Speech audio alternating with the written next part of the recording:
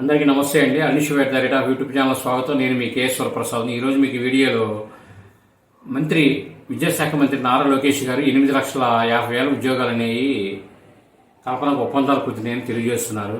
యువతకు 20 లక్షల ఉద్యోగాలు ఉపాధి కల్పనపై మంత్రులు అధికారులతో మంత్రి నారా లోకేష్ గారు చర్చించారు. 11 నెలల్లోనే 9.20 లక్షల కోట్ల విలువైన పెట్టుబడులు, 8.5 లక్షల ఉద్యోగాల కల్పనకు ఒప్పందాలు చేసుకున్నామని ఎన్టీసీపీ, బీపీసీఎల్, రిలయన్స్,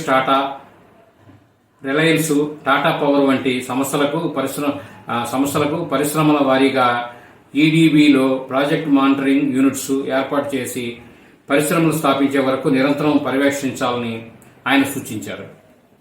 ఇది మంచి పరిణామం అండి రాష్ట్రానికి. ఎందుకంటే పరిశ్రమలు వస్తే ఉద్యోగాలు వస్తాయి, దాన్ని బట్టి వ్యాపారాలు అన్నీ పెరుగుతాయండి. ఈ వీడియో మీరు పూర్తిగా చూసిన ధన్యవాదాలు. మేము మరిన్ని వీడియోలు చేయడం కోసం లైక్ చేయండి, షేర్ చేయండి, తప్పకుండా సబ్స్క్రైబ్ చేసుకోండి మీరంతా. Thank you.